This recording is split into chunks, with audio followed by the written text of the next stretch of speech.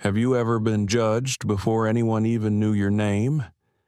Imagine sitting on a plane, holding your child close, when suddenly strangers decide you don't belong. No crime, no reason, just the color of your skin. That's what happened to Darius Anderson and his 10-year-old son, Malik.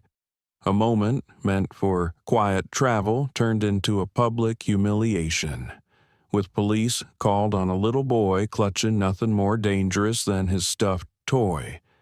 But here's the question when the world decides you're guilty without proof. How do you respond? Do you lash out in anger, or do you stand in dignity and force the truth to speak louder than prejudice? And what if it were you in that seat?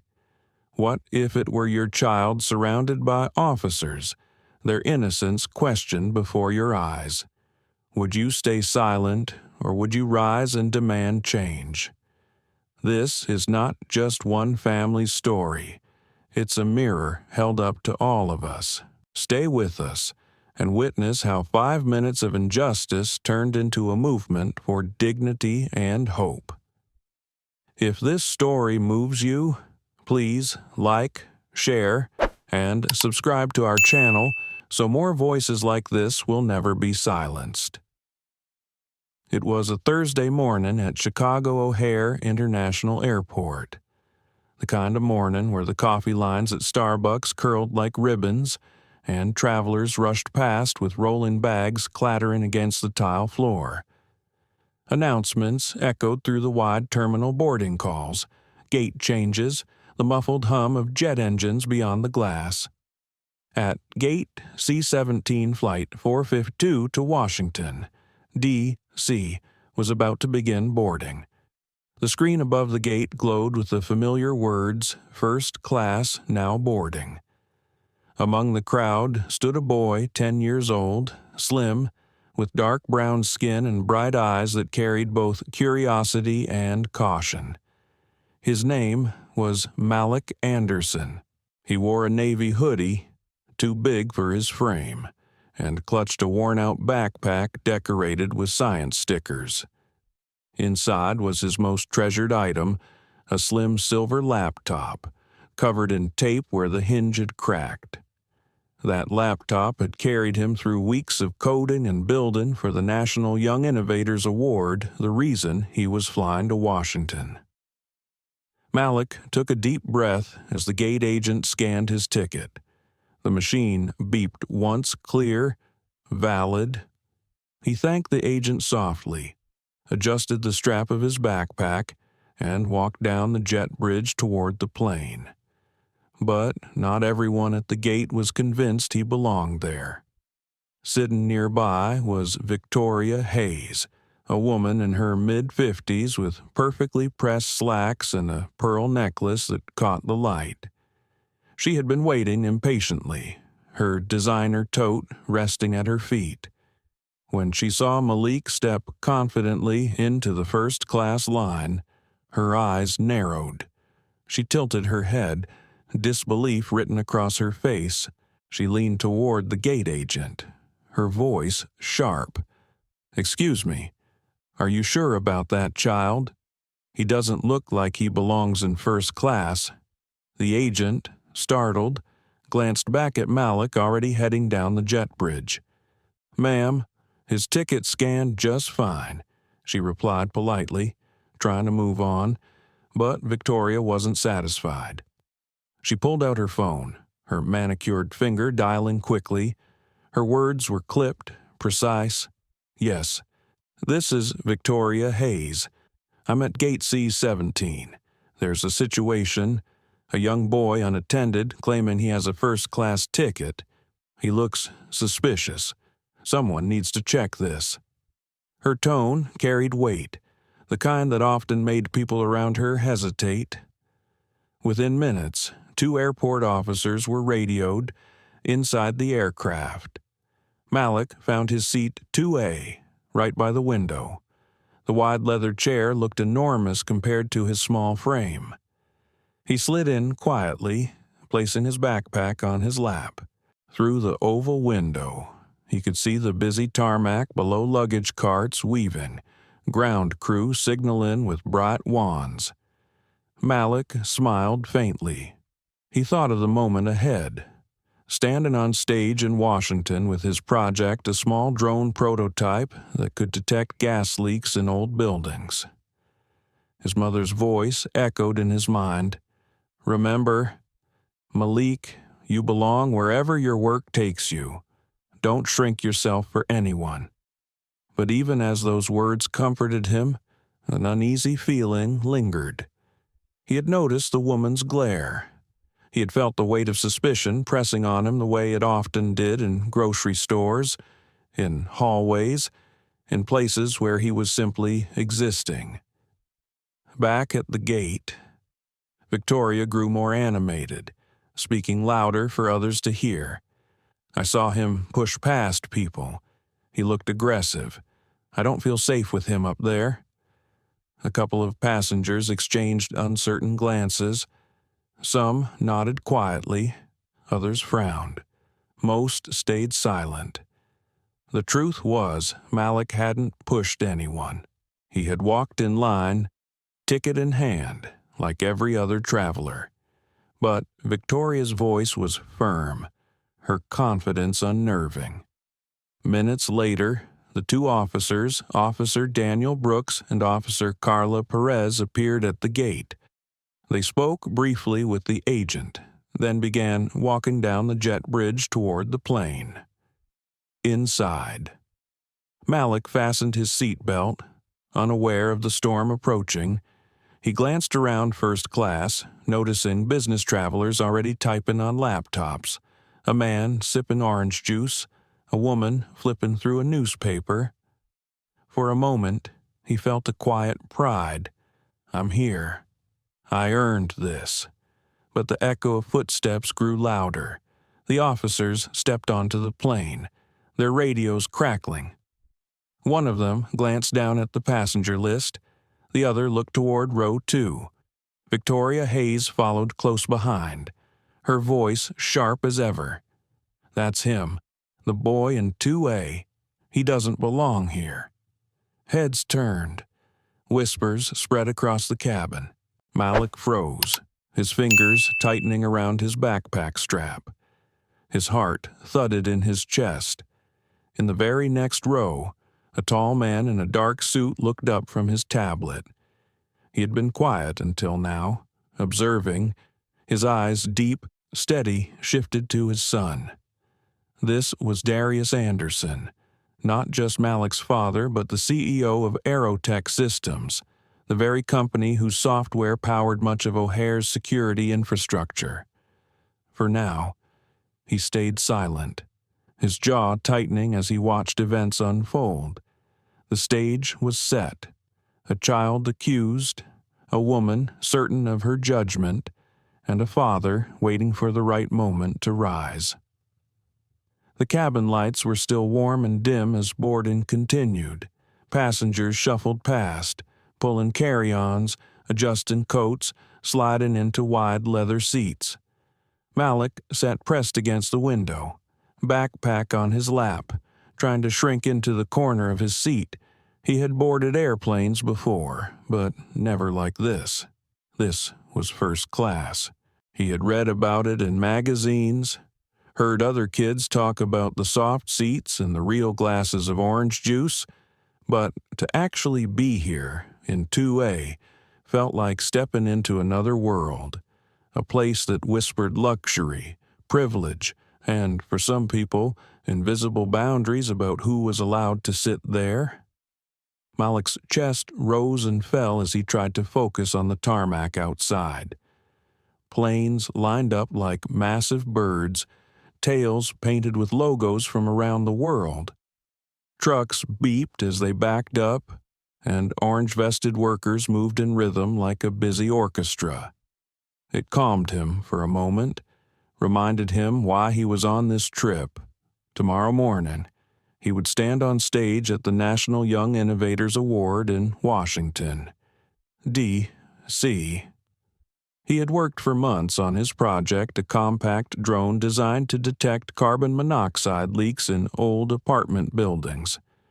His science teacher had cried when he won the regional round.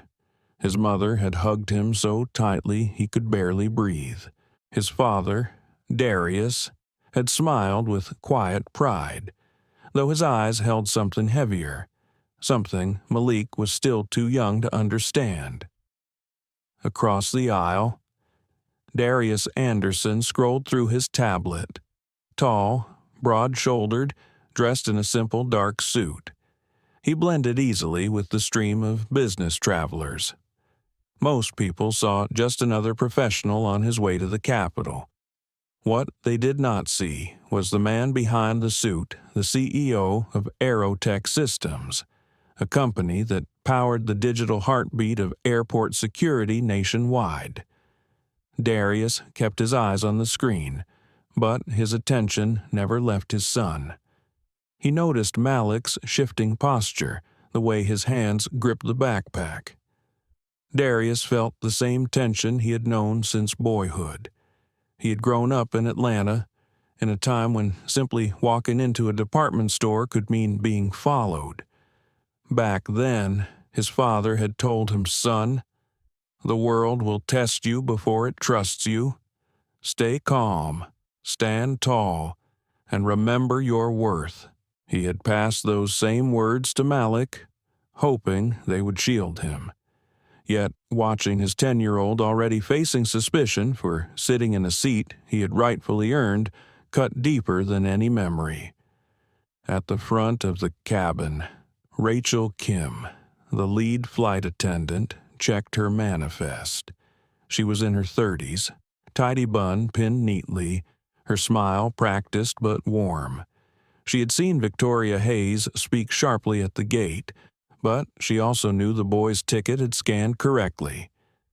Rachel's gut told her something was off, yet she also understood the delicate politics of passenger complaints. Her training manual had a whole section on de-escalating customer discomfort. That phrase often meant something else: keep the loudest voice happy, even if it wasn't fair. Rachel glanced down the aisle toward Malik. His small figure in the large seat stirred something maternal in her. She told herself to wait, to gather more context before intervening.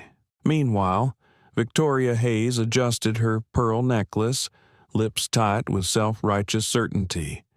In her mind, she wasn't being cruel, she was being vigilant. She had worked her whole life to sit in seats like these, to earn the right to comfort and safety. Seeing Malik walk down the jet bridge had triggered something ugly inside her, a voice that said, "This doesn't fit. He doesn't belong." Victoria's own life story was woven with success and entitlement. She was the daughter of a wealthy attorney, married twice, living now in a suburban neighborhood where gates closed at night and neighbors all looked the same.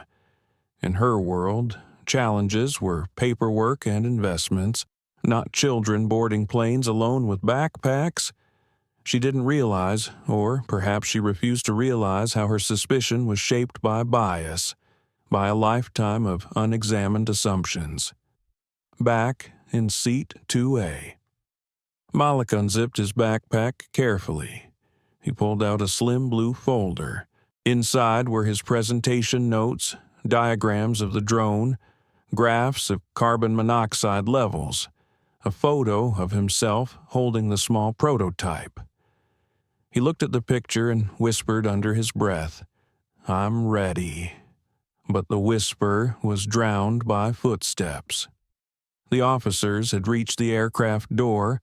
Officer Daniel Brooks, tall with a trimmed mustache, scanned the rows quickly. Officer Carla Perez followed, notebook in hand. They had responded to dozens of calls like this before: suspicious bags, disruptive passengers, sometimes medical emergencies, but rarely was it a child seated quietly by a window. Victoria pointed, voice rising. "That's him, the boy in 2A. He was aggressive. I don't feel safe with him up here." A murmur rolled through the cabin. Business travelers lowered their newspapers. A woman with earbuds pulled them out. A man paused mid-sip of coffee. Everyone looked at Malik. The boy froze. His throat tightened, words tangling before they reached his lips. He wanted to say, "I have my ticket. I have proof. I belong here." But all he could do was clutch his backpack tighter. His eyes flicked toward his father, hoping for silent reassurance. Darius stayed seated, jaw firm, eyes locked on the scene. His instinct screamed to rise, to shield his son, to confront the injustice head-on. But another voice, the voice of his late father, whispered caution. "Wait. Let them reveal themselves first. Then speak with truth no one can deny." Officer Brooks cleared his throat. "Son, may I see your boarding pass?" Malik's hands shook as he fumbled inside his backpack. He pulled out the small paper ticket, creased from being held so long. He handed it over. The officer examined it. The code matched. The name matched. The seat number was right there, 2A. He exchanged a look with Officer Perez. She raised her eyebrows slightly, as if to say, "This is legit." Victoria's voice cut in again. "Paper can be faked. I want confirmation. Who buys first-class tickets for a child? Look at him." Her words landed heavy, like stones cast into a still pond. The ripples reached every corner of the cabin. Some passengers shifted uncomfortably. Others stared, but most remained silent. Rachel Kim stepped forward finally. "Ma'am, the boarding pass is valid. He's listed on the manifest. There is no issue here," but Victoria wouldn't back down. She raised her phone again, snapping a photo of Malik. "I'm calling this in again. If the airline won't act, law enforcement will." Malik's stomach knotted. His heart raced.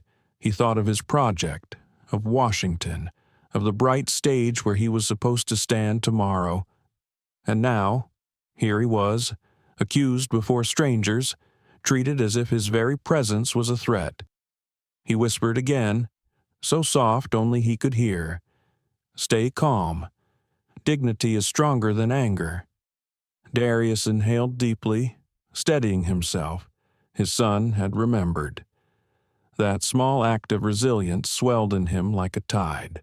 The moment to intervene was near, but not yet. For now, the cabin held its breath.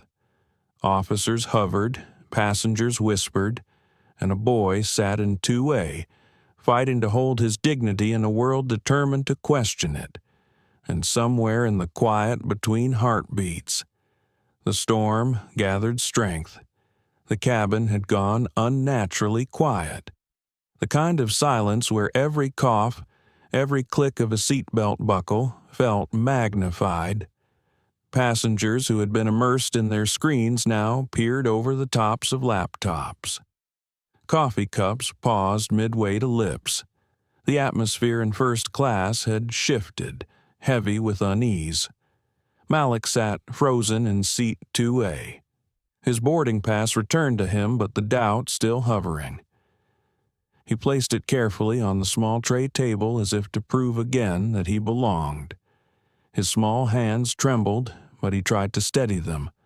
The words his father had taught him kept circling in his mind. "Stay calm. Stand tall.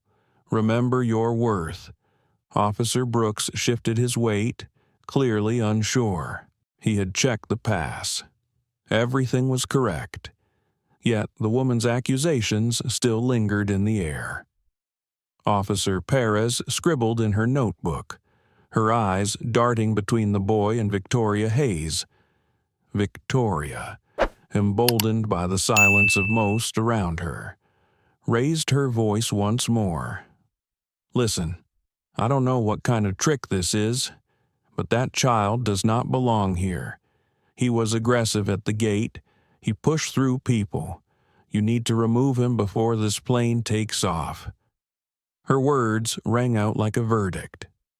The phrase "does not belong" seemed to hang in the air, stinging sharper than anything else. Rachel Kim, standing just a few feet away, pressed her lips together. She wanted to step in, to shut this down, but years of training had drilled into her the mantra, "Do not escalate. Keep the peace." And keeping the peace often meant allowing injustice to masquerade as customer service. A man in row 3 whispered to his seatmate. He looked scared, not aggressive, but he did not say it loud enough for anyone else to hear. That was the pattern. Malik realized even at his young age, people saw, people knew, but fear or discomfort kept them silent, and silence always sided with the accuser. His chest ached. He clutched his backpack closer. Inside was his laptop, his notes, the proof of his project. Proof that he wasn't just some child wandering into first class by accident, but he knew that pulling it out now would not convince people who already doubted him.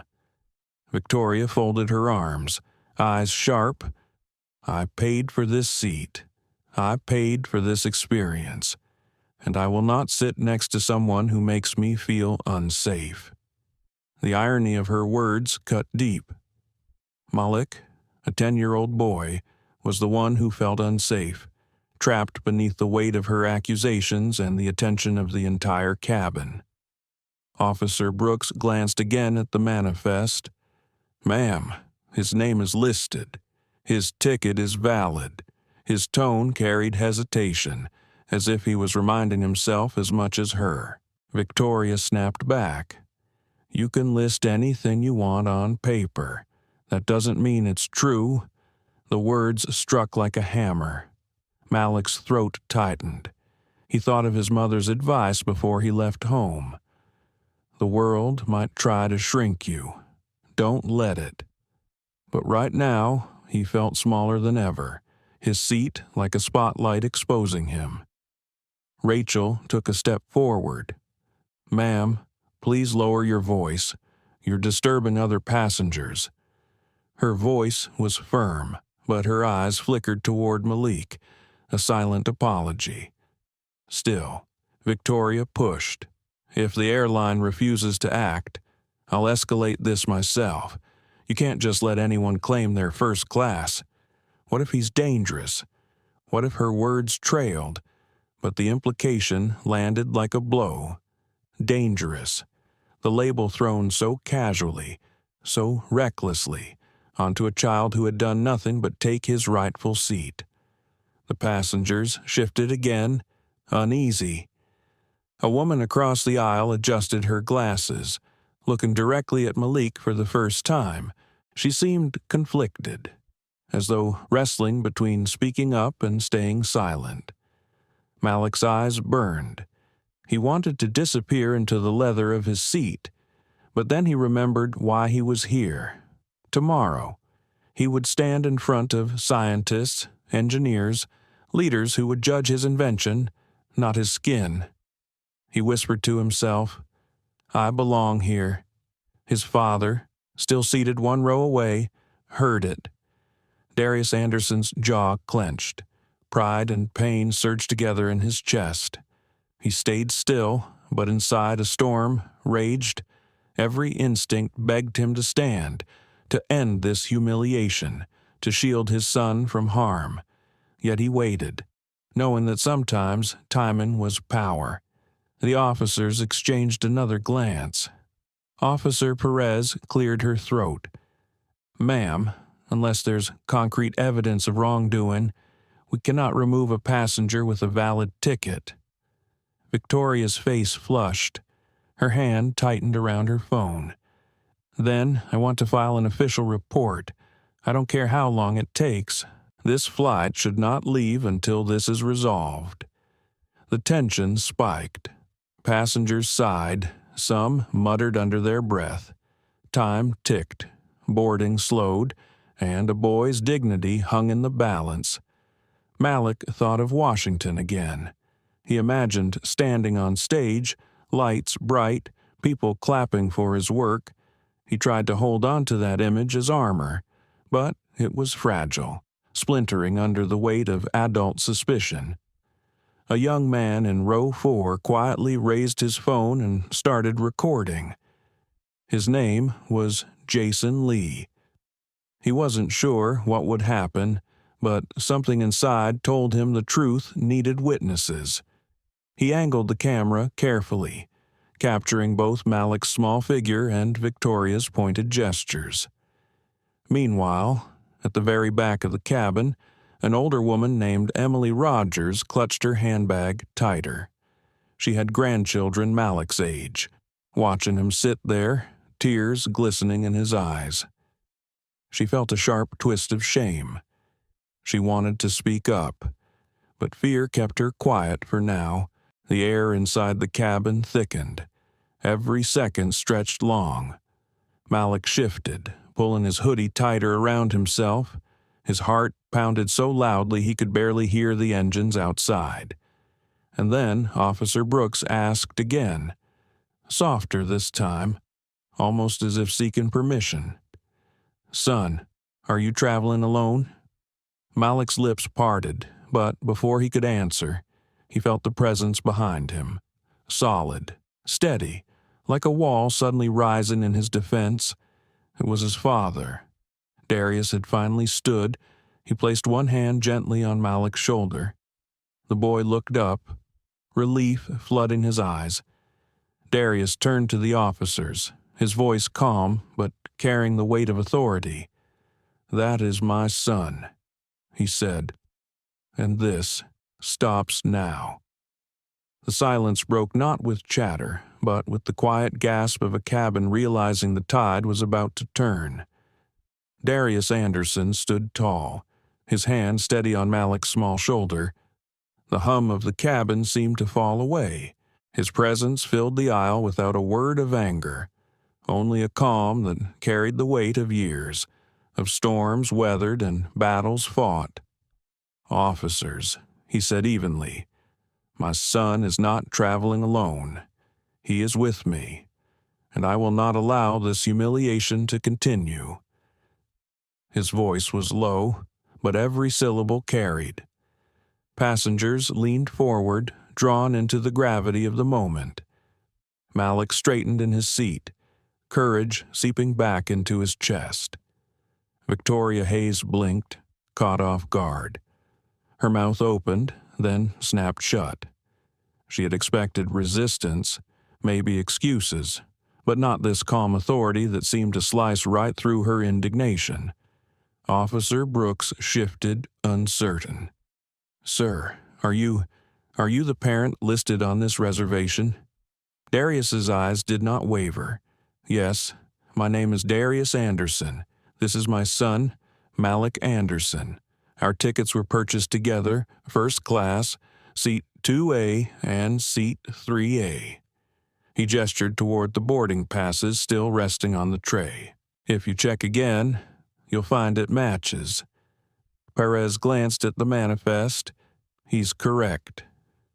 Her tone carried a note of relief, as if the puzzle had finally clicked into place. Rachel Kim exhaled softly. For the first time since this ordeal began, she allowed herself to believe it might end. But Victoria wasn't done. Her voice pitched higher, trembling now with desperation. "I don't care who you are. I don't feel safe. A child like that doesn't belong here." And if you, Darius, turned toward her slowly. His eyes were calm, but in them lived the storms of 1,000 moments like this, moments when his dignity had been tested, his humanity questioned, his belonging denied. "Ma'am," he said, measured and deliberate, "what exactly is it about my son that makes you feel unsafe? His size, his silence, or is it simply the color of his skin?" The words landed heavy. Passengers shifted, their discomfort no longer with Malik, but with the truth Darius laid bare. Victoria stammered. I didn't mean," but she had, and everyone knew it. Jason Lee, phone still recording, felt a chill run down his spine. He realized he was capturing something much larger than a dispute over a seat. This was a mirror held up to society. Darius's voice softened, almost fatherly. "You called officers to question a 10-year-old boy who had done nothing wrong. You demanded his removal from a seat his family paid for, and you labeled him dangerous. Tell me, what lesson do you think that teaches him?" The cabin fell silent again. Not the silence of complicity this time, but the silence of people reckoning with the cruelty they had just witnessed. Malik looked up at his father, eyes wide. Pride swelled in his chest. He had never seen Darius so composed, so unwavering. It was as though his father's strength had built a shield around him. Officer Brooks cleared his throat. "Mr. Anderson, I apologize. We should have verified this differently." His eyes flicked to Victoria, but the meaning was clear.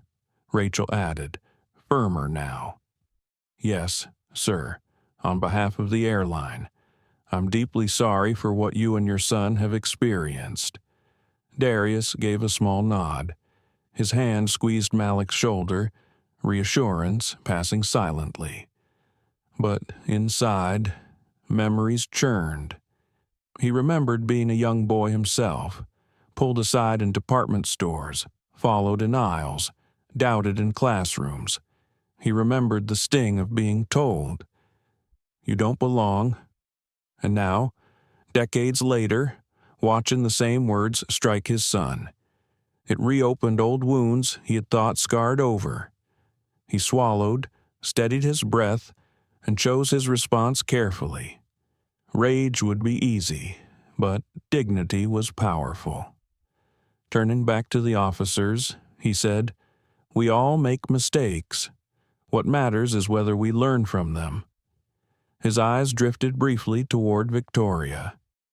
"I expect my son to learn today that he does belong, that no accusation, no prejudice can take that away, for the first time." Victoria looked small in her seat, her face flushed crimson, her arms folded tight, as if shrinking from the weight of her own choices. Emily Rogers, near the back, finally found her voice. She stood halfway, leaning on her cane. "He's right," she said, her voice trembling but clear. "That boy hasn't done a thing wrong, and it's shameful he was treated this way." Her words, simple and unadorned, cracked the dam. Others murmured in agreement. A man in row 3 added, "He deserves respect. We all do." The tide had turned. Malik's chest loosened. For the first time since this ordeal began, he let out a long breath. He leaned slightly into his father's side, feeling safe again. But Darius wasn't finished. He looked toward Rachel. "I'd like the captain informed of what happened here. This isn't just about me and my son. It's about how your crew responds when passengers weaponize fear against a child." Rachel nodded quickly. "Yes, sir. I'll notify the captain immediately." Jason's phone continued recording. He knew this would matter, that people needed to see what calm courage looked like, what accountability sounded like when spoken without anger yet sharper than any shout. Darius lowered his voice and bent slightly to Malik. "You okay, son?" Malik nodded, though his voice cracked. "I tried to stay calm." "Dad, you did more than that," Darius said, pride deep in his tone. "You showed strength." Victoria muttered something under her breath. But this time, no one echoed her. She was alone in her indignation.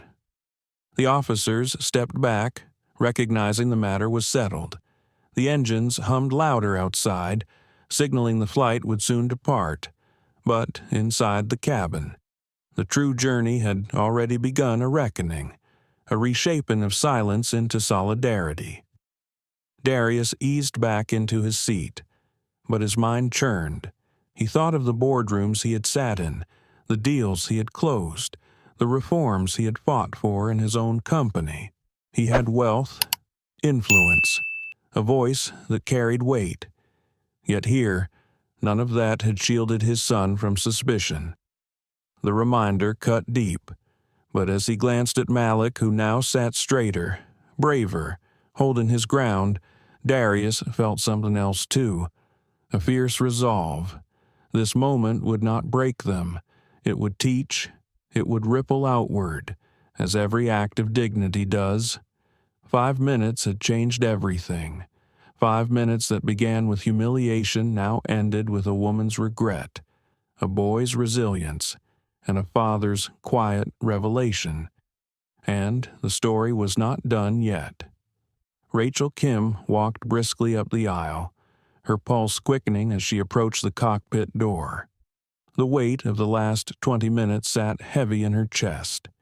She'd been trained to handle turbulence, medical emergencies, even unruly passengers, but nothing in her manual prepared her for the sight of a boy's tears being treated as a threat. She knocked gently and the door cracked open. Captain Miller leaned forward, his silver hair catching the overhead light. "What's the situation?" "Rachel, we're delayed on pushback. ATC wants us in line within the next 5.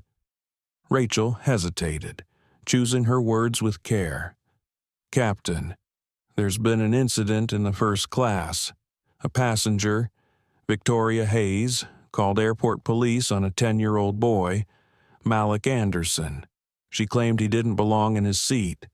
Officers came, but it turns out the boy's traveling with his father, Mr. Darius Anderson. They have valid tickets. Everything checks out." Captain Miller frowned. "Police on a child." Rachel nodded. "Yes, sir." It escalated quickly. Mr. Anderson handled it calmly, but the entire cabin saw what happened. "There's tension. I felt you should know before we depart." The captain rubbed his temples. "What about the passenger who called the police?" Rachel exhaled. She's still seated, defensive. The rest of the cabin is turning against her. Jason Lee recorded everything on his phone. Emily Rogers spoke up too. It's public now. The cockpit fell quiet. The co-pilot, First Officer Daniels, muttered, "Great. Exactly what we don't need another viral video." Captain Miller's jaw tightened. "Get Mr. Anderson's full name again." "Darius Anderson," Rachel said, "CEO of Aerotech Systems." The co-pilot's head snapped up. "Wait, the defense contractor, the one that supplies TSA with security software." Rachel blinked.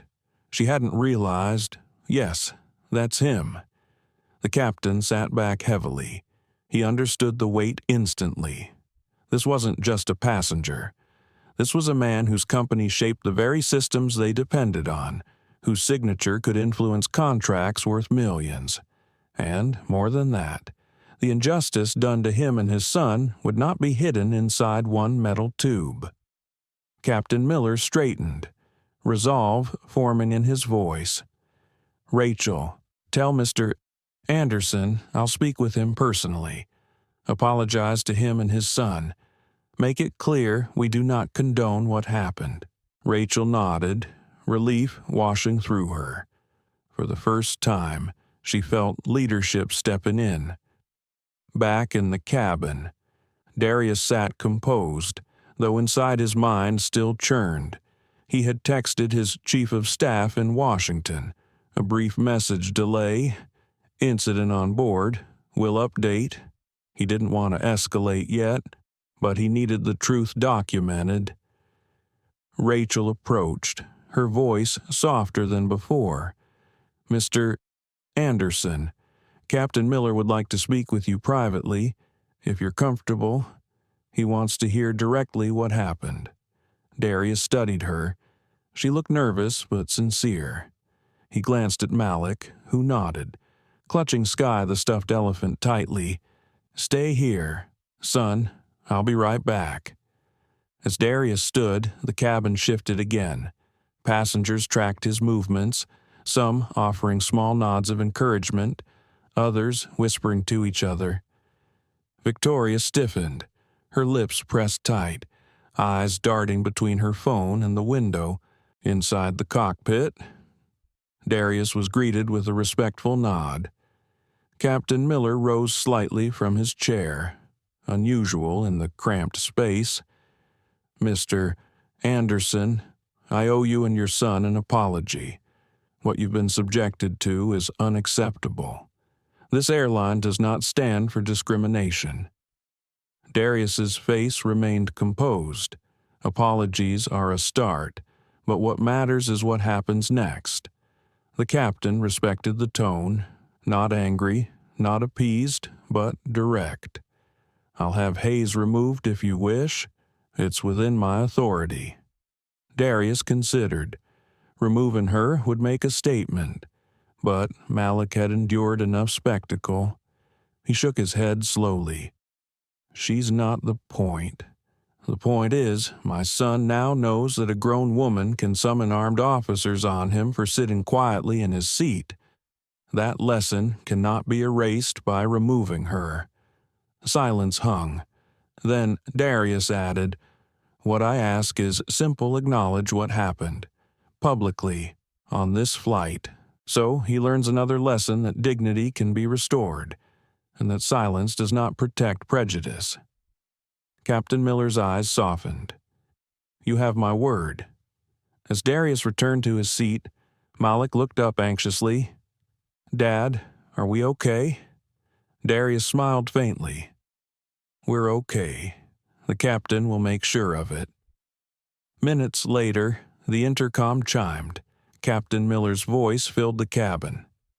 "Ladies and gentlemen, before we depart, I must address what occurred. Earlier, a passenger was wrongly accused and treated unfairly. That passenger is a child, Malik Anderson, who was seated in first class with his father. He belongs here, just as every ticketed passenger belongs in their seat. On behalf of this crew, I apologize for what took place. This flight will not tolerate discrimination of any kind." The words rippled through the cabin. Heads turned toward Malik. A few passengers clapped softly. Emily Rogers smiled warmly at the boy. Jason Lee caught the announcement on video. His phone steady, Malik's cheeks flushed, but he sat taller, pride returning. Darius rested a hand on his shoulder. Victoria Hayes, however, sank lower in her seat. Her face burned crimson. The attention she once commanded with accusations now returned to her as shame. She muttered to herself, pulling her sweater tighter. But no one came to her defense. The plane pushed back at last, engines roaring, yet for many on board, the real movement had already occurred. The balance of silence and truth had shifted. During climb, Malik turned to his father. "Dad, when the captain said that, I felt like I mattered." Darius's throat tightened. He swallowed before answering. "You do matter, Malik. Never forget that, no matter who tries to tell you otherwise." As the plane reached cruising altitude, Jason's video began uploading. Notifications buzzed across his screen, likes, shares, comments flooding in. The story of a boy in first class, accused and redeemed, was about to spread far beyond the cabin walls, and though neither Malik nor Darius knew it yet, the world was about to watch their 5 minutes of humiliation transform into something far greater: a call for dignity, a demand for change. Jason Lee's phone buzzed non-stop as the plane leveled off at 35,000 feet. His short clip of the confrontation had already uploaded before takeoff, and the notifications were multiplying so quickly he had to silence them. Hashtags flashed across his screen. First-class justice. Let him stay. Malik. He leaned back, both anxious and exhilarated. He hadn't meant to spark a fire, but the truth had a way of igniting itself when people finally saw it. Across the aisle, Emily Rogers adjusted her blanket and whispered to Jason, "Is it already online?" Jason nodded. "Yes, ma'am. People are watching. Thousands already. By the time we land, it could be millions." Emily gave a small sigh. "Good. The world needs to see what happened here." Malik didn't know the details of what Jason was doing, but he felt the shift in the air. Strangers who once avoided his gaze now smiled gently at him. A man offered him a comic book from his briefcase. A woman asked if he wanted apple juice. Small gestures, but they wrapped around him like a blanket, telling him he wasn't alone. Still, his young mind replayed the sharp sting of Victoria Hayes's words, her accusing finger, the officers standing over him. His heart sped up each time he remembered it. He looked at his father. "Dad," Malik whispered, "will people always think I don't belong?" Darius paused, heart aching. He wanted to promise no. He wanted to build a world with words where his son would never feel this again. But honesty mattered. He leaned close. Sometimes, yes. But what matters is how you carry yourself when it happens. Today, you showed courage, and courage means more than their doubt. Malik nodded slowly, holding Sky the stuffed elephant tighter. Meanwhile, Victoria Hayes shifted restlessly in her seat. Her phone lit up with messages from friends. At first, she tried to ignore them, but curiosity gnawed. She opened her social app and froze. Jason's video, her voice, her words, her pointed accusation against a child, were there for the world to see? Comments scrolled faster than she could read. Disgraceful, shame on her, racism at 30,000 feet. This woman should never fly again. Her hand shook. She wanted to scream at Jason, demand he delete it. But deep down, she knew it was useless. The moment she opened her mouth at the gate, she had lost control of the story. Now, the story belonged to everyone watching. Rachel Kim moved down the aisle, checking seat belts, handing out drinks. Her heart still thudded with leftover guilt. She glanced at Malik and whispered, "Do you need anything, sweetheart?" Malik managed a smile. "I'm okay." Rachel forced a small smile back, but as she continued forward, her mind replayed her own silence during those tense first minutes. She promised herself she wouldn't stay silent next time. At the rear galley, she overheard two flight attendants whispering, "Did you see the clip? It's already trending." Rachel felt a shiver. This wasn't just an onboard conflict anymore. This was news, up in first class. Darius sat with his laptop open, typing notes. He wasn't working on company contracts. He was drafting a statement. His instinct told him that by the time they landed, reporters would be calling. Silence would not protect Malik. Clarity would. He paused, staring out the window at the endless stretch of sky. Inside him, a familiar war raged, the urge to protect his son by shielding him versus the need to protect him by speaking out. He tapped the keys again, deciding he would not let Malik carry this alone. Meanwhile, the comment section beneath Jason's video exploded. One wrote, "This could have been my nephew."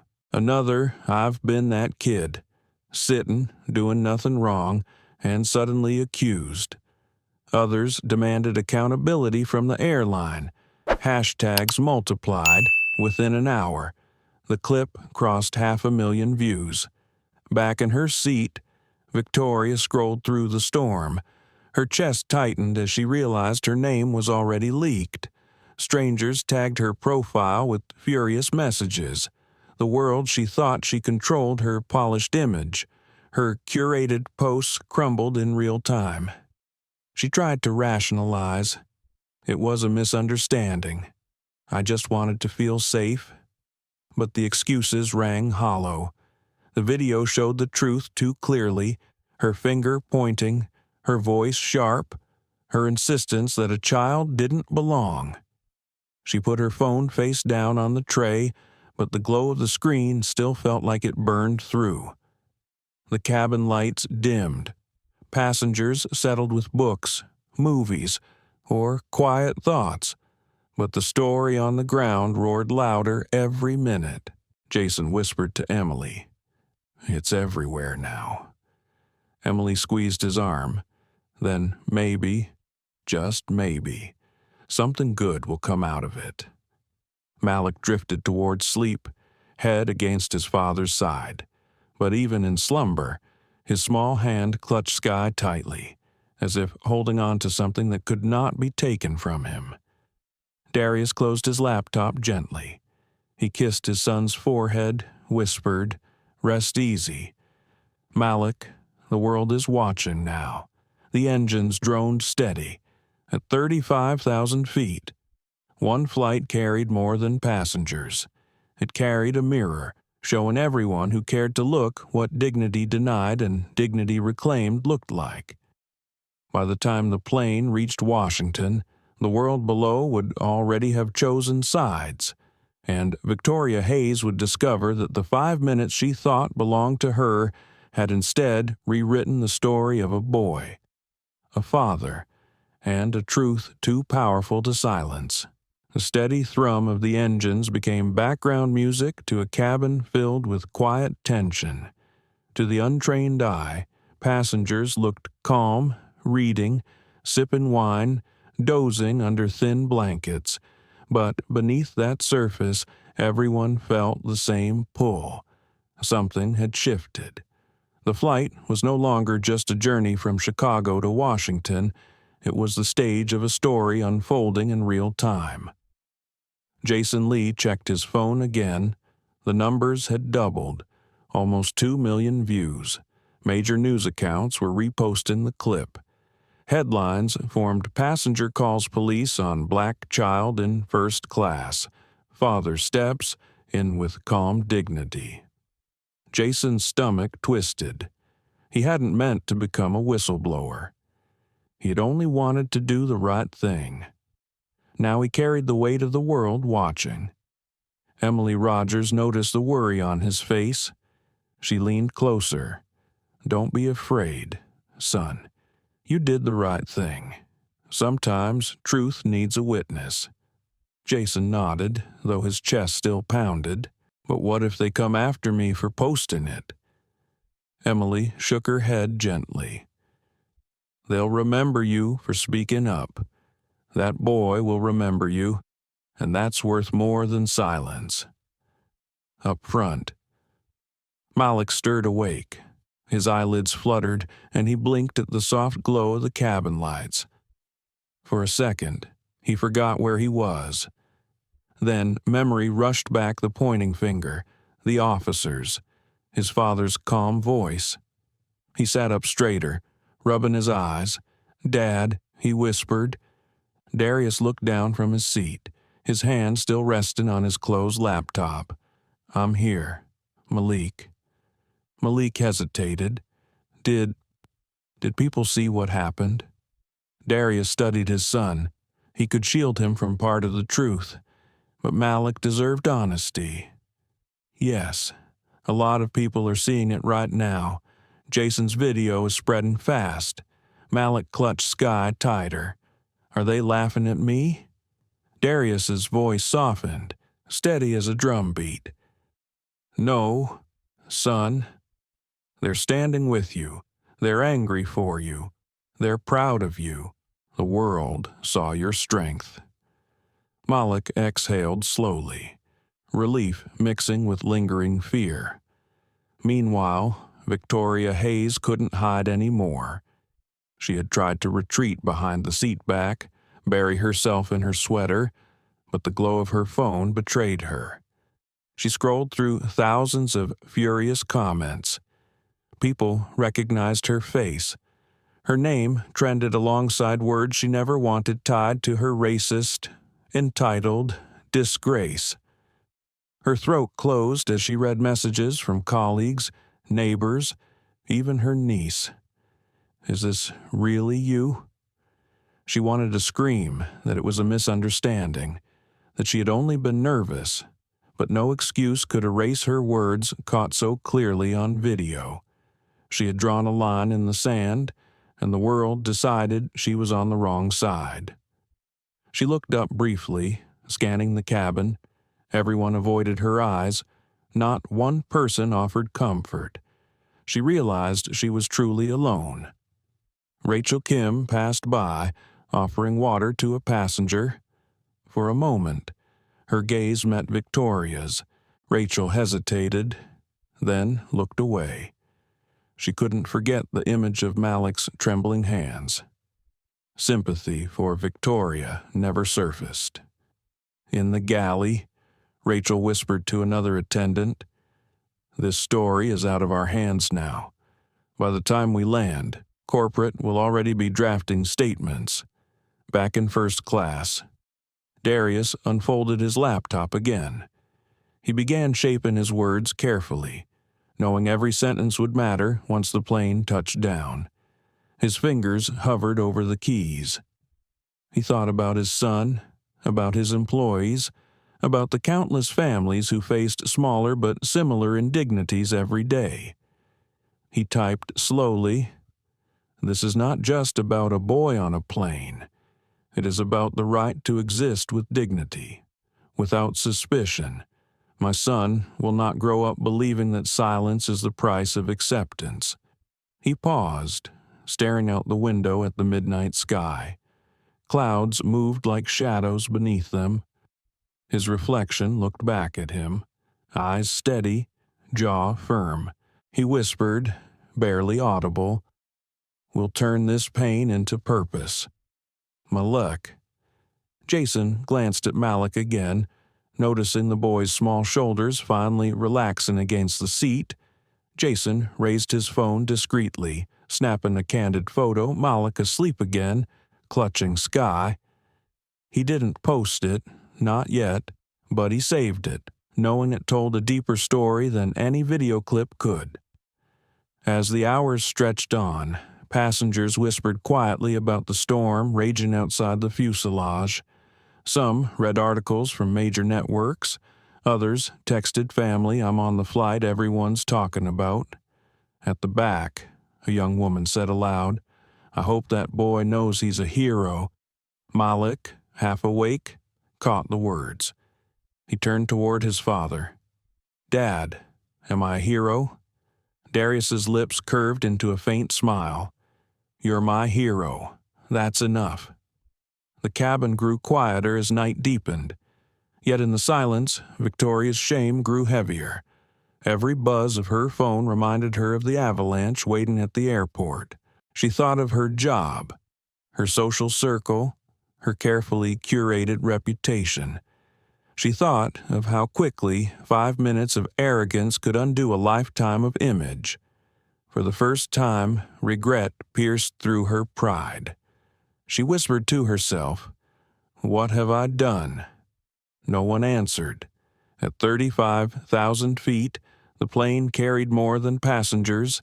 It carried a lesson about truth, about dignity, about the cost of silence and the weight of words. And as the digital storm swelled on the ground, everyone on board knew that by the time they landed, nothing would be the same. The captain's voice broke the quiet hum of the cabin. "Ladies and gentlemen, we are beginning our descent into Washington, D.C. Please fasten your seatbelts." The announcement rippled through the rows. Passengers straightened trays, tucked away laptops, and adjusted blankets. But beneath the ordinary rhythm of landing, There was a current of anticipation. Everyone knew this wasn't going to be an ordinary arrival. Jason refreshed his phone one last time before switching it to airplane mode. 10 million views. His clip had outpaced every expectation. Major networks were quoting it. Commentators were already dissecting the moment, some calling it a defining image of American air travel. His hands shook as he powered down, the screen going dark. Beside him, Emily Rogers leaned on her cane, steady as stone. Don't be afraid of what waits. Jason, truth always lands safely, even when the plane shakes. He nodded, her words a lifeline. Up front. Malik pressed his nose to the window, watching the glow of city lights spread beneath the clouds. His heart beat fast, not with excitement of landing, but with the unknown. He turned to his father. Dad, will people be angry at me when we get off? Darius reached for his son's hand, warm and steady. No, Malik, they're angry for you, not at you. You'll see. Malik clutched the sky tighter. His voice trembled. What if I don't want them to look at me? Darius brushed his son's curls back gently. Then you don't have to. Just look at me. I'll be right here, every step. As the wheels kissed the runway, a collective breath moved through the cabin. Passengers clapped softly, but the usual cheer felt muted, charged with expectation. The plane slowed, taxied toward the gate. Victoria Hayes sat rigid, eyes glued to the seat in front of her. Her phone vibrated nonstop. She hadn't dared to open it again. She already knew what waited. Her name was everywhere. Her face was everywhere. Regret gnawed at her chest like hunger, but it was too late to undo. Rachel Kim made her final rounds, collecting cups. Her smile was practiced, but her mind ran ahead. She knew media crews would be at the gate, corporate would demand reports, and Malik's face, the image of a boy clutching his stuffed elephant, would become the story. The jet bridge locked into place with a metallic thud. Seat belts clicked open. Overhead bins unlatched, but no one rushed out. People lingered, eyes drawn toward Darius and Malik. The captain himself appeared at the front, which rarely happened. He stood by the exit, his uniform crisp, his posture firm. Mr. Anderson, Malik, he said warmly, I'd like you to disembark first. Darius nodded once. He rose, guiding Malik gently. As they stepped into the aisle, whispers followed them, not the whispers of suspicion, but of respect. A man murmured, That's him. A woman added softly, That boy's brave. Malik lowered his gaze, his small hand tight in his father's. As they stepped into the jet bridge, flashes burst ahead, cameras, microphones, voices calling names. Reporters shouted, Mr. Anderson. How do you respond, Malik? Are you okay? Malik flinched at the noise, bearing himself closer to Darius's side. Darius raised a hand, steady. His voice carried calm authority. My son is 10 years old. He will not be answering questions tonight. We will address this incident when the time is right. For now, we ask for respect and space. The firmness in his tone cut through the chaos. The crowd hushed slightly. Some reporters lowered their mics. Behind them, Victoria stepped into the jet bridge and froze. The cameras swung toward her instantly. Shouts rose. Are you the woman from the video? Do you regret your actions? Her face drained of color. She tried to move quickly, shielding herself with her purse. The wall of lenses followed. Merciless. She muttered, No comment, no comment, her voice brittle. In that moment, the divide was clear. One family walked forward under a shield of dignity. One woman stumbled under the weight of her choices. Outside the secure zone, officers guided Darius and Malik toward a private lounge. Samuel Wright, TSA's regional director, awaited them with a firm handshake. "Mr. Anderson, I've already been briefed. We're deeply sorry. I assure you this will be reviewed at the highest level." Darius met his eyes evenly. "I'll hold you to that." "Mr. Wright." Malik clung to his father, his small voice barely audible. "Dad, can we go home now?" Darius knelt to meet his son's eyes. "Soon, Malik, but tonight, you've already come home to something bigger. You came home to the truth." The boy tilted his head, confused but comforted by the certainty in his father's tone. Back at the gate, Jason and Emily walked slowly through the flashes. Reporters tried to press Jason, asking if he was the one who posted the video. Emily leaned close and whispered, head high, "Son, you told the truth. Don't shrink from it." Jason lifted his chin. For once, he didn't feel like just another face in the crowd. He felt like a witness whose voice mattered. Victoria, however, slipped through the terminal like a shadow. Cameras followed, but the crowd's energy was colder now, sharper. She covered her face, muttering apologies to no one in particular. But every step reminded her regret was a cage with no door. In Washington, night wrapped the city in a quiet hum. But in the digital world, the story roared louder with every passing second. Millions had seen a boy accused, a father rise, a truth revealed. And as Malik drifted into sleep in his father's arms, he dreamed not of fear, but of something else, a voice over the intercom saying he belonged. The private lounge was quiet, a stark contrast to the storm outside. The hum of vending machines and the soft shuffle of staff were the only sounds. Malik sat curled up on a leather chair, sky pressed tight against his chest, eyes half closed from exhaustion. Darius paced slowly by the window, his phone lighting his face. Messages poured in from colleagues, friends, even board members. News anchors were already calling it a watershed moment. The airline's stock had dipped 3 points since Jason's clip went viral.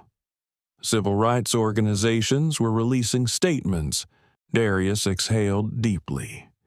He had been in boardrooms that felt like battlefields, but this was personal. Samuel Wright entered the lounge quietly. His tie was loosened, his expression serious. "Mr. Anderson," he said, lowering his voice, "I wanted to assure you the TSA will launch a full review. What happened on that flight should never have occurred." Darius studied him.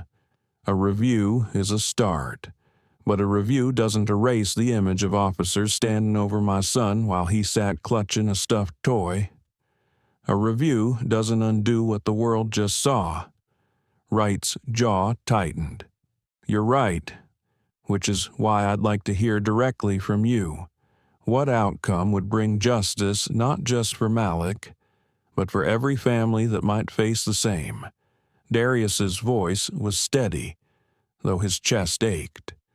Justice is more than apologies. Justice is a commitment, training, policies, accountability. I don't want my son to grow up believing humiliation is inevitable. That's the outcome I need. Wright nodded solemnly. Then that's what we'll work toward. Malik stirred in the chair, opening one sleepy eye. "Dad, can we go home now?" Darius crouched beside him, brushing a hand through his curls. "Soon, son. We're almost there." Meanwhile, across the city, media outlets scrambled. Screens lit up with the clip on repeat. Panelists debated. Commentators dissected. Hashtags multiplied. People who had never met Malik or Darius spoke as if they knew them. voices heavy with sympathy or outrage, and in one upscale hotel room, Victoria Hayes sat trembling. She had barely escaped the airport, chased by cameras. Now she sat alone, curtains drawn, phone buzzing with calls she couldn't bear to answer. Colleagues had left terse voicemails. Her niece had texted simply why she replayed the clip again and again, hearing her own voice, sharp and cruel. She had convinced herself she was only being cautious, that anyone would have done the same. But each replay stripped away her excuses. All that remained was the truth she had singled out a child because of the color of his skin. Tears slipped down her cheeks, hot and unrelenting. "What have I done?" she whispered to the empty room. Back at the lounge, Jason and Emily sat across from Darius. Jason still looked shaken. "Mr. Anderson, I didn't mean for it to blow up this big. I just wanted people to see."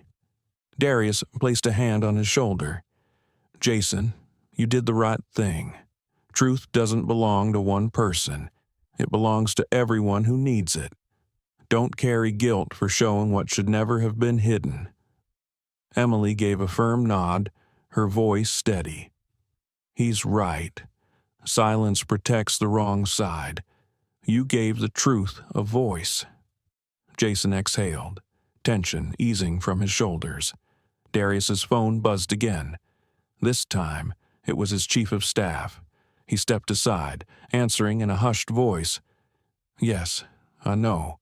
No, not tonight. Tomorrow morning, set up a press conference and make sure Malik is shielded. This isn't his burden to carry in front of cameras." When he hung up, he returned to the group. His face looked older in that moment, lines etched deeper by the weight of the day. "Tomorrow," he said softly, "we speak." Malik tugged at his sleeve. "Do I have to talk?" Dad Darius crouched, looking into his son's wide eyes. "No, Malik. You've already spoken louder than words. Just by being you, tomorrow, it's my turn." Later that night, after the lounge had emptied and the city outside glowed with restless energy, Darius sat alone at the small desk in their hotel suite. Malik finally slept, Sky tucked under his arm. Darius stared at the blank screen of his laptop, the cursor blinking like a heartbeat. He began to type. Words poured slowly, carefully, drawn from a well of pain and resolve.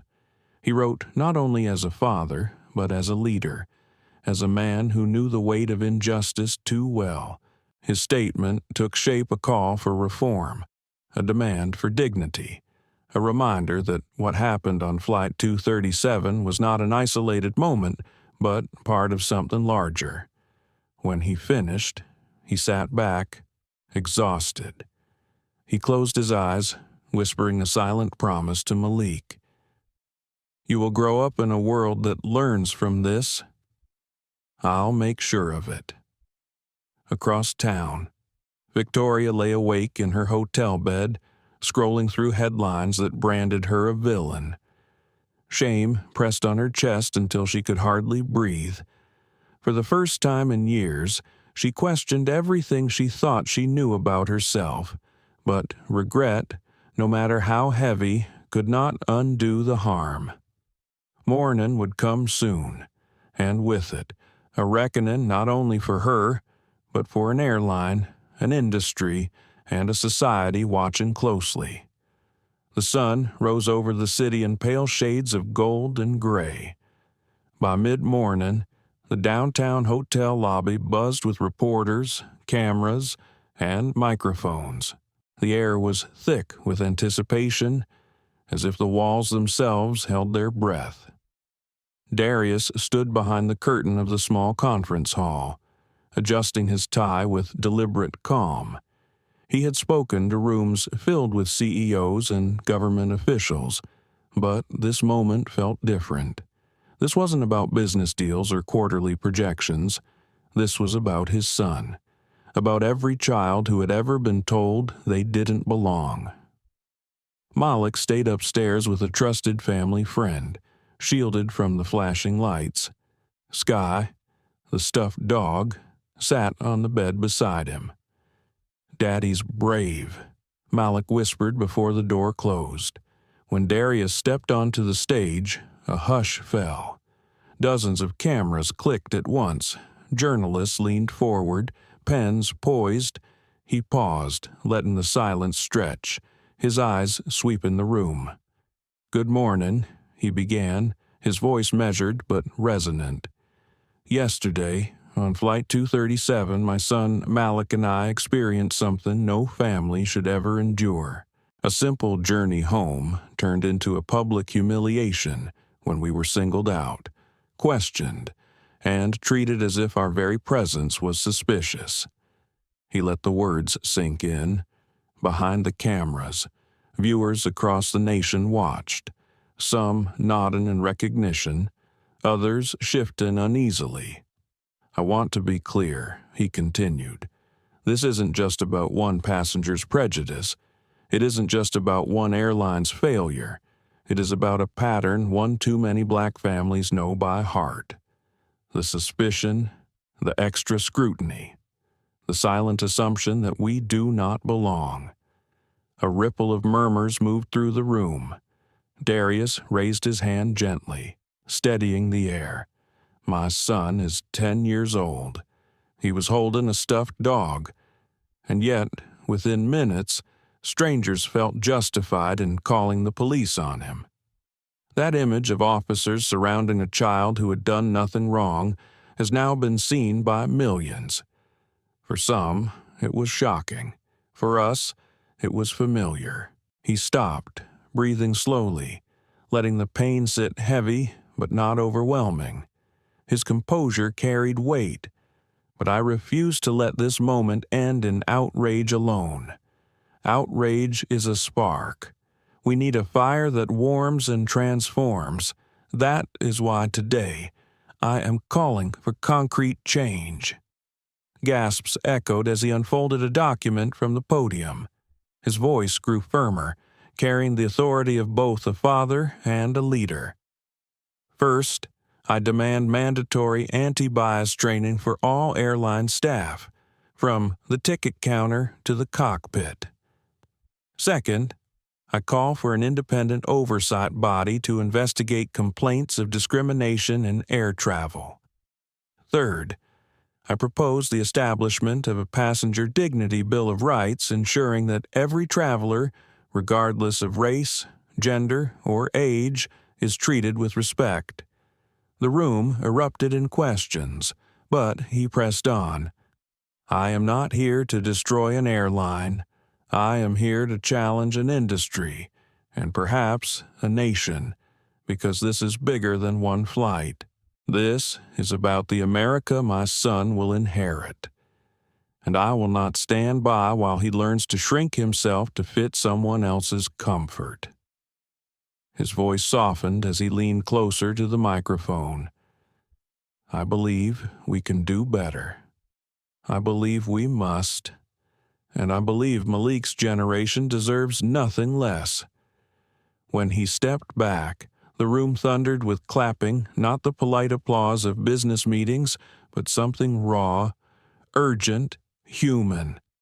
At the rear, Emily Rogers wiped her eyes while still holding her recorder. Jason Lee, still nervous from the whirlwind of fame, mouthed, "Wow." The press conference streamed live across networks. Social media exploded. Clips of Darius's steady gaze and powerful words spread like wildfire. Hashtags multiplied: "Justice for Malik," "Dignity in the Skies," "We Belong." Inside the airline's headquarters, chaos reigned. Executives crowded around screens, watching as their brand became the symbol of discrimination. The CEO, Robert Kendall, rubbed his temples. "We're hemorrhaging public trust," he muttered. "If we don't act fast, were finished. Legal advisors whispered about liability. PR consultants scrambled to draft apologies. But nothing could erase the image already seared into public memory. Malik, a child, surrounded by officers because one passenger's bias had been indulged. Back at the hotel, Darius finally sat down, his shoulders heavy. He had held his composure in front of the world, but now fatigue pressed hard. Emily knocked softly on the door.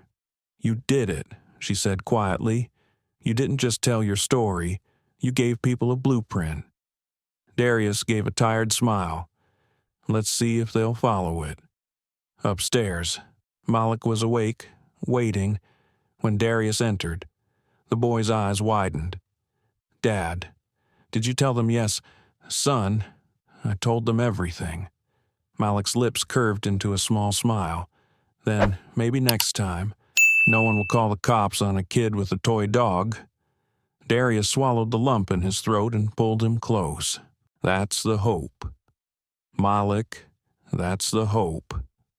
Victoria Hayes had barely slept.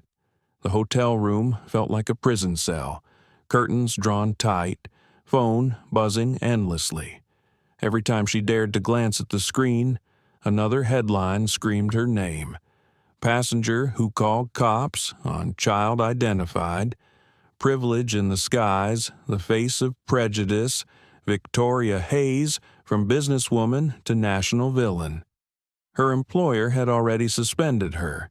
Former friends left sharp comments under her posts. Even her church group issued a statement distancing themselves. The weight of shame pressed on her chest until each breath felt like penance. By late morning, she could no longer hide. Her PR consultant, hired overnight in desperation, sat across from her. Suit pressed, voice firm. "Victoria, you can't outrun this. The nation has seen the clip. The only path forward is to face it, own it, show remorse." Victoria clasped her trembling hands. "But what if they don't believe me? What if it's too late?"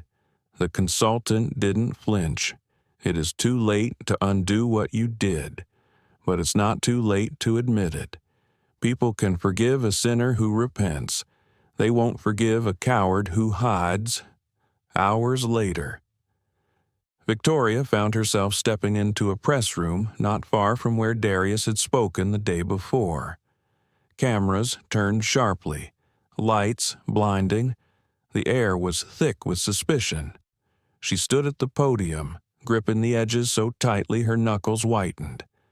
For a moment, her throat closed, then she inhaled deeply, steadying herself. "My name is Victoria Hayes," she began, voice low but carrying through the room. "And I am the woman who called the police on Malik Anderson, a 10-year-old boy, because I thought he didn't belong in first class." Gasps rippled through the crowd. Some leaned forward. Others shook their heads. "I want to say this as plainly as I can," she continued. "I was wrong. I let prejudice speak louder than reason. I saw a black child where I should have seen only a child. And I made a decision that humiliated him, his father, and countless others who saw themselves in that moment." Her voice cracked. She paused, gripping the podium tighter. "I have replayed that clip 100 times. Each time, I see my own arrogance. Each time, I see the harm I caused, and I cannot escape it. Nor should I." She swallowed hard, her eyes brimming. "I am sorry. To Malik, to Mr. Anderson, to every parent who held their child tighter when they watched that video, I am deeply, truly sorry." The reporters erupted with questions. "Do you think you deserve forgiveness? Were you aware of your bias before this incident? What consequences do you expect?" Victoria lifted a hand, silencing the chaos. "I don't ask for forgiveness today. That's not mine to demand. What I ask is the chance to learn, to change, and to use this shameful moment to push for better. If Mr. Anderson calls for training, then I will be the first to enroll. If he calls for oversight, I will lend my voice. I cannot erase what I did, but I can choose what I do next." Her words hung in the air. Some in the crowd remained skeptical, others softened. The press conference streamed live, reactions pouring in across the country. Back at the hotel, Darius watched from the suite. Malik curled beside him. Emily and Jason sat nearby, silent. When Victoria's voice cracked, Jason whispered, "She looks broken." Darius didn't answer immediately. He studied the screen, the way Victoria's eyes shimmered with regret. His chest tightened, not with forgiveness yet, but with recognition. Regret was its own punishment. Malik stirred. "Dad, is she saying sorry?" "Yes, son." "She is." Malik thought for a long moment. "Do you believe her?" Darius placed a hand on his shoulder. "I believe she's hurting, but believing she's changed, that will take time." The next day, talk shows dissected Victoria's apology. Some mocked it as too little, too late. Others praised the vulnerability. Civil rights leaders debated whether personal regret was enough without systemic accountability. For Darius, the noise mattered less than the silence in his own heart. He knew healing wasn't about applause or condemnation. It was about whether Malik could grow up believing dignity was possible. That night, as Malik slept soundly, Darius stood by the window, city lights glittering like restless stars.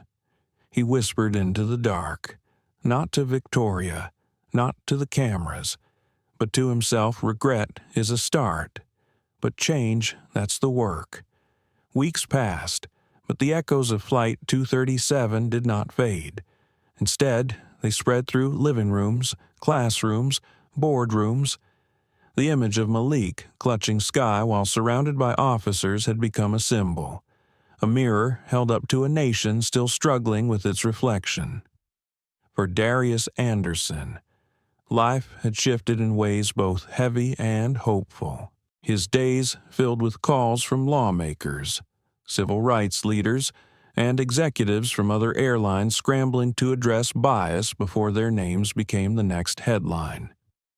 Each conversation carried the same undercurrent: the world was watching. But, amid the noise, Darius kept one promise unwavering: protecting Malik's innocence. He shielded his son from interviews, declined offers of book deals, and insisted Malik's name not be used as a prop in political speeches. "He's a boy," Darius reminded everyone. "Let him be one. At home." Malik slowly began to heal. At first, he startled whenever a uniformed officer appeared on television. But over time, with his father's steady reassurance, the fear softened. He found comfort in routine's homework spread across the kitchen table, basketball practice after school, bedtime stories whispered with Sky tucked under his arm. One evening, as autumn leaves scattered across the lawn, Malik looked up at his father. "Dad, are people still mad about the plane?" Darius closed the laptop filled with unread emails and knelt beside him. "Some are mad, son, but some are trying to make things better because of what happened. That's what matters." Malik frowned thoughtfully. "Does that mean it won't happen again?" The question cut deep, as sharp as any boardroom debate. Darius pulled him close. "I can't promise that, Malik, but I can promise this: I'll keep fighting so it happens less. And one day, maybe not at all." Meanwhile, the airline moved into crisis recovery. CEO Robert Kendall announced sweeping reforms: mandatory bias training for every employee, independent review board with power to investigate discrimination complaints, passenger dignity policy, drafted in consultation with advocacy groups. Public Apology Fund, pledging $10 million toward community initiatives. Skeptics called it PR damage control. But for the Andersons, what mattered wasn't the headlines, it was whether Malik's story would help others. The real shift came when other airlines followed. Within months, industry-wide standards were proposed. Congressional hearings debated the Passenger Bill of Rights, echoing Darius's own words. He was invited to testify, not as a victim, but as a father demanding better. Standing before senators, he spoke with the same calm strength he had shown at the press conference. My son is not a statistic. He is not a headline. He is a child who wanted to sit beside his father on a flight. What happened to him should not define his life, but it must define our responsibility to change. The chamber fell silent. Cameras rolled, and in living rooms across the country, parents of every race leaned forward, feeling the truth in his voice. Back in their quiet home, Malik sat cross-legged on the floor, crayons scattered around him. He drew a picture of a plane not surrounded by police, but filled with smiling passengers of every shade, sitting side by side. Above it, in shaky letters, he wrote, "We all belong." When Darius saw it, his throat tightened. He pinned the drawing above his desk, a reminder of why he fought. As for Victoria Hayes, her life had unraveled in ways she could never have imagined. She lost her job, her reputation, and the polished identity she had clung to for decades. Yet, in the wreckage, something unexpected stirred. She began volunteering quietly with community groups focused on bias education. She sat in rooms where she was no longer the authority, but the student.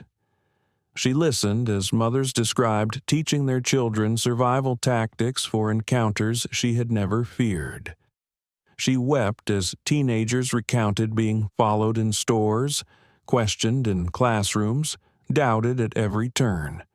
No one rushed to forgive her, but no one stopped her from learning either. Step by slow step, she began the long walk of accountability. Months later, she sent a letter to the Andersons. Not an excuse, not a plea, simply words of acknowledgement. Mr. Anderson, Malik, I cannot undo what I did on Flight 237, but I'm committed to living differently because of it. Your courage has forced me to confront truths I once ignored. I don't ask you to accept this. I only hope that one day the work I do might make the world safer for children like Malik. Respectfully, Victoria Hayes. Darius read the letter in silence, then folded it carefully into a drawer. Forgiveness was a journey, not a moment, but he could recognize sincerity when he saw it. On a crisp Saturday morning, nearly a year later, Darius and Malik boarded another flight. Malik clutched sky, eyes darting nervously at first, but the flight attendants greeted them warmly, with no hesitation, no suspicion. Passengers smiled, nodded. As they settled into their seats, Malik whispered, "Dad, it feels different." Darius squeezed his hand, a small smile forming. "That's because people are learning, son, and because you were brave enough to be seen." When the plane lifted into the sky, Malik leaned against the window, watching the clouds roll by. For the first time since that terrible day, his eyes held not fear but wonder, and Darius, watching his son rediscover the joy of flight, knew the story of Flight 237 was no longer just about pain. It was about change, about healing, about a father's promise and a child's hope. the nation would remember the image of a boy in the first class surrounded by police. But perhaps, more importantly, they would also remember what came after a demand for dignity, a call for justice, and the quiet courage of a child who showed the world what belonging should look like. The story of Darius and Malik reminds us that dignity is not a luxury. It is a right. No child should ever learn fear in the place of wonder, and no parent should be forced to prove their worth in the face of prejudice. Yet moments like this still happen, not only in airports but in offices, classrooms, and everyday life. For older generations, this story calls us to reflect how often have we witnessed bias and let it pass in silence. How often have we believed comfort was safer than truth? Silence, however, does not protect. It only allows injustice to grow. The lesson here is twofold. First, we must stand firm with dignity, even when the world seeks to strip it away. Second, we must use our voices, whether through recording, speaking up, or simply refusing to look away. Each act, however small, shapes the world our children inherit. Malik's simple drawing, "We all belong," is perhaps the clearest teaching. In life, we cannot erase prejudice in one day, but we can choose, moment by moment, to build a world where belonging is stronger than bias. That choice belongs to all of us. Thank you so much for watching and sharing this journey with us. Stories like this matter because they remind us not only of the struggles, but of the hope we can create together. If this story touched your heart, please like, share, and subscribe to our channel. Your support helps these voices be heard and keeps us building a community rooted in dignity, justice, and compassion.